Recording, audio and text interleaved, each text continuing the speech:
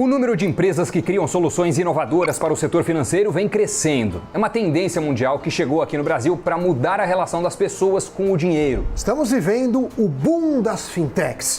E isso só foi possível com o barateamento da tecnologia da informação e o aumento do acesso à internet. Com o objetivo de inovar e otimizar os serviços do sistema financeiro, essas empresas buscam conquistar um espaço que os bancos não conseguiram alcançar. Vamos te mostrar como as fintechs estão modificando o mercado financeiro e como você pode fazer parte desta mudança. E tem mais, o quadro Por Dentro do Negócio com Leandro Guissoni é o segundo episódio. Olha só um trechinho. Essas empresas conhecidas como fintechs roubam atividades que antes a gente fazia apenas com os grandes bancos, por exemplo. Ou seja, elas não roubam clientes, ao invés disso, elas dividem os clientes com os bancos. Tudo isso e muito mais depois da vinheta.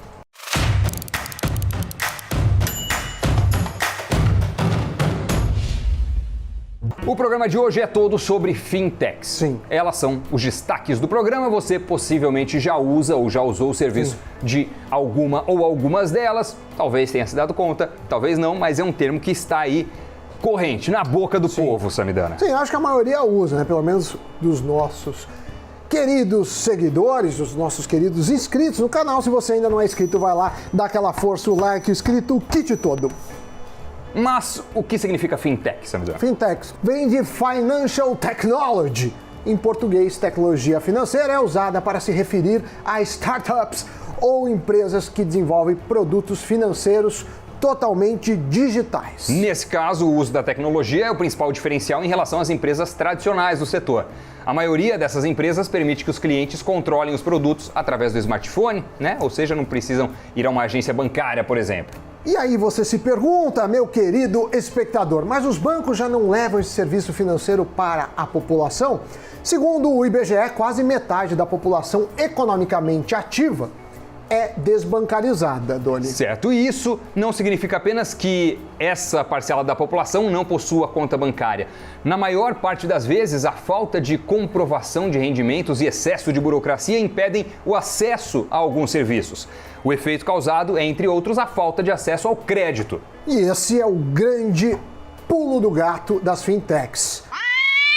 Essas empresas conseguiram identificar alguns nichos que não têm acesso aos produtos bancários e oferecem soluções inéditas. Por exemplo, cartão de crédito sem taxa de anuidade, contas bancárias sem tarifas, empréstimos com juros menores. No Brasil tem pouca concorrência.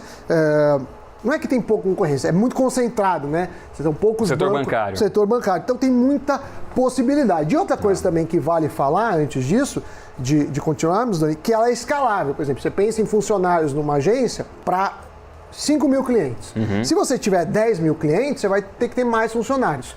Quando você trabalha com tecnologia, claro que o investimento é maior, de plataforma, tudo, mas não é tão proporcional. Por isso que a gente fala muitas vezes de crescimento exponencial, empresas exponenciais. Perfeito. Com isso, as fintechs ganharam fama e são conhecidas por oferecer soluções financeiras menos burocráticas e com custos baixíssimos, às vezes até inexistentes para os usuários. Isso porque, como eu falei há pouco, elas são digitais nativas e não contam com estruturas físicas, um grande número de funcionários, agências e por aí vai. Às vezes são serviços mais especializados, né? Às vezes tem um leque menor de produtos do que uma grande instituição financeira, quase centenária, coisa do tipo. Um banco múltiplo, não precisa, então às vezes a empresa é só seguro. É isso. Seguro, né? E aí consegue assim otimizar os serviços, o sistema e cada tipo de solução. Outro exemplo de fintech são a própria Isinvest. Ela entra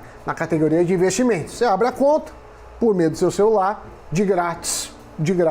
Você baixa o aplicativo gratuitamente, você abre a conta gratuitamente, você não paga para manter a conta e eles, por exemplo, a Isinvest isenta vários tipos de investimento. Basta entrar no aplicativo, dar uma olhadinha e o seu perfil. É a ideia de supermercado financeiro de investimentos. Então você tem lá, virtualmente tem a prateleira e produtos que seriam ou são inacessíveis em grandes bancos e seriam inacessíveis há 10 anos, há 20 anos. Então, a fintech às vezes consegue democratizar a distribuição de alguns produtos, no caso da Isinvest Investimentos.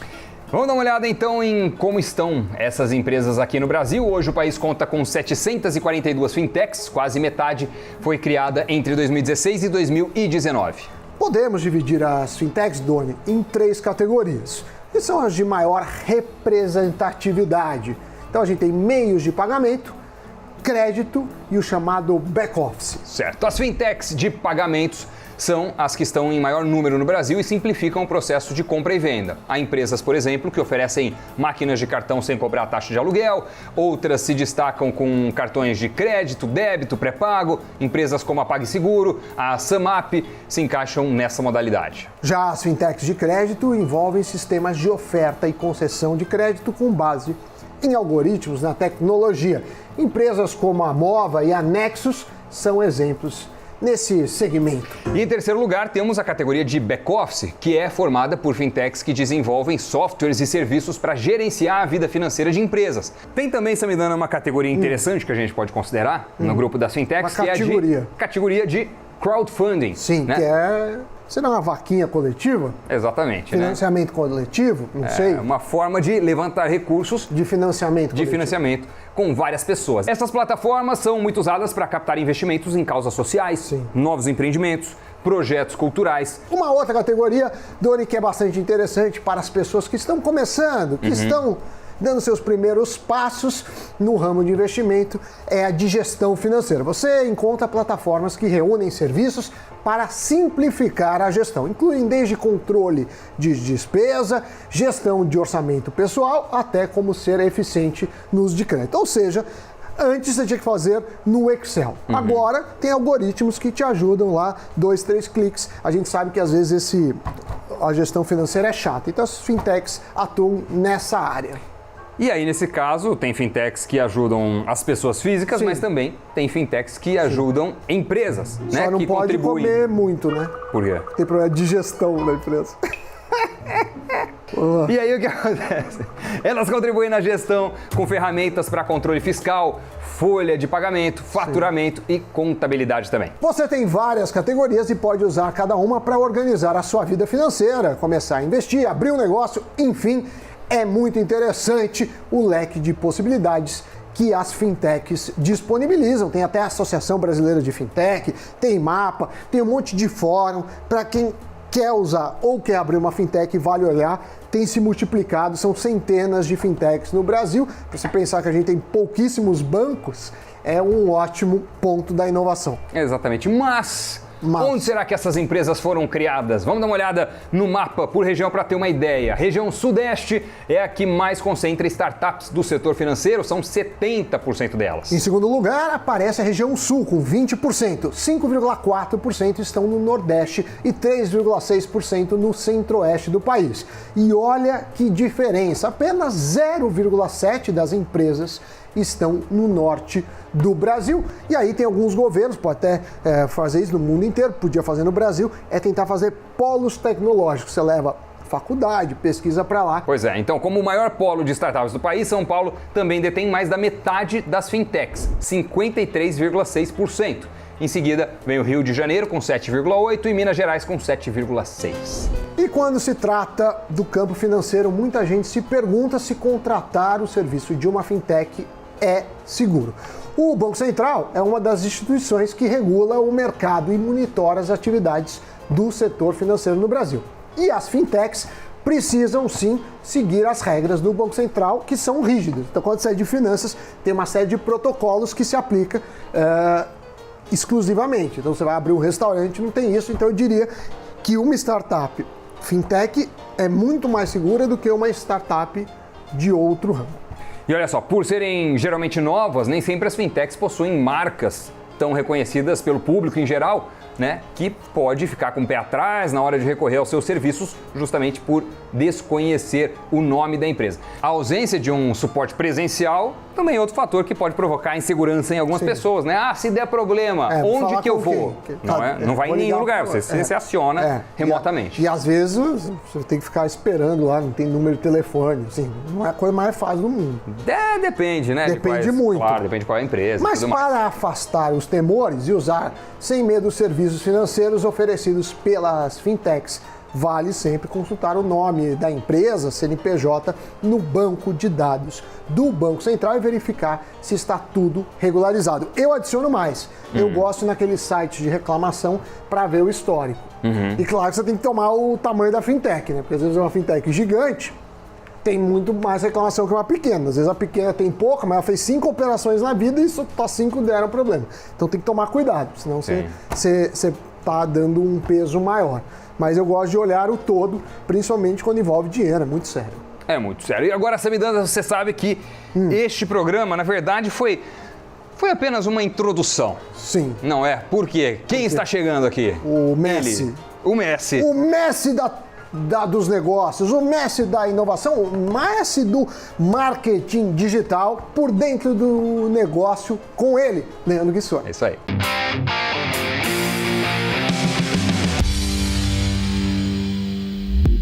Doni, Sami, tudo bem? É um prazer participar deste time do Invest News, trazendo análise sobre a estratégia de empresas. Obrigado aos que acompanham o canal pelas boas-vindas deste quadro. Hoje começo com a seguinte questão: fintechs ou empresas tradicionais no setor financeiro? Escreva nos comentários quem você acha que vencerá a briga. Enquanto isso, vamos esquentar a discussão com alguns elementos. Hoje são inúmeras opções para os clientes desse setor conseguirem ganhar tempo, esforço e dinheiro. Já se foi a época que abrir uma conta no banco, fazer pagamentos, aplicar o dinheiro, obter empréstimos e gerenciar a conta eram atividades complicadas, com filas, burocracias nas agências. Lembra desse tempo?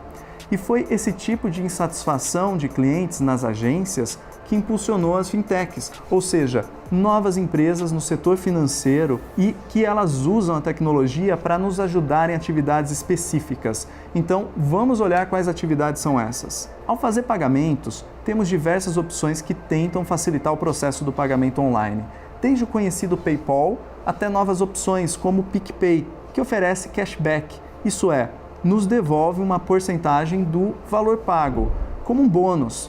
Depois, quando queremos investir, podemos usar corretoras independentes que geralmente oferecem taxas melhores do que os bancos. Mas e aí? Faltou dinheiro? Podemos recorrer a plataformas que facilitam o empréstimo entre pessoas, como a Mutual. Geralmente, essas plataformas oferecem custos menores e menos burocracia e maior agilidade do que os bancos. E aí, quando chega o momento de avaliar o balanço das contas, podemos usar o Guia Bolso e ele unifica contas e cartões num só lugar para nossa conveniência. Observem que, neste exemplo, para os bancos tradicionais, sobrou a atividade mais regulamentada e custosa, que é quando deixo o meu dinheiro parado. Aliás, às vezes nem isso, porque muita gente está usando bancos virtuais como Nubank, Banco Inter e Banco Original. O que está por trás disso tudo? Bom, essas empresas conhecidas como fintechs roubam atividades que antes a gente fazia apenas com os grandes bancos, por exemplo. Ou seja, elas não roubam clientes, ao invés disso, elas dividem os clientes com os bancos. Vamos complicar um pouquinho mais tudo isso? O Mercado Livre também tem sua fintech, o Mercado Pago, oferecendo serviços financeiros para compradores e vendedores da sua plataforma. O aplicativo de entrega Rappi também lançou o sistema de pagamentos e cartões chamado RappiPay. O Magazine Luiza lançou o Magalu Pay. A B2W, dona das marcas Submarino e Americanas.com, tem o aplicativo AMI Digital para serviços financeiros e cashback. Para analisar o potencial das fintechs, muitos analistas de mercado negligenciam um fator: o roubo potencial de participação de mercado.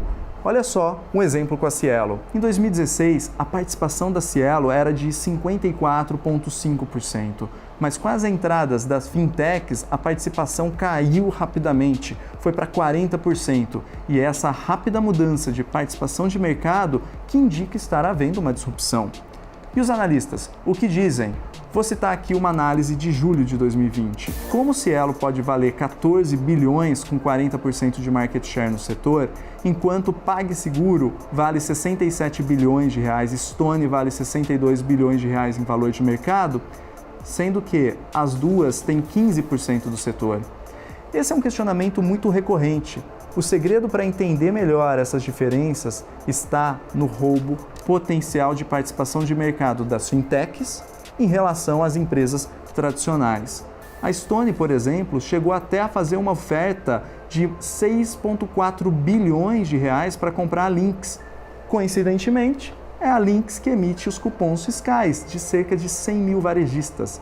Imagine como isso poderia afetar ainda mais a participação de mercado da Cielo. Enquanto isso, a Cielo busca reagir e uma das iniciativas foi estabelecer parceria com o Facebook para pagamentos via WhatsApp. Mas é o que eu digo aos meus alunos de MBA no Brasil e fora do país. É como virar o rumo de um grande barco enquanto várias lanchas menores estão ao redor, indo mais rápido e ajustando o percurso facilmente. Será que as empresas tradicionais vão conseguir ajustar o barco? Tá aí, Leandro Guissoni, gostei dessa segunda análise, hein? Esse é fera, meu, brincadeira.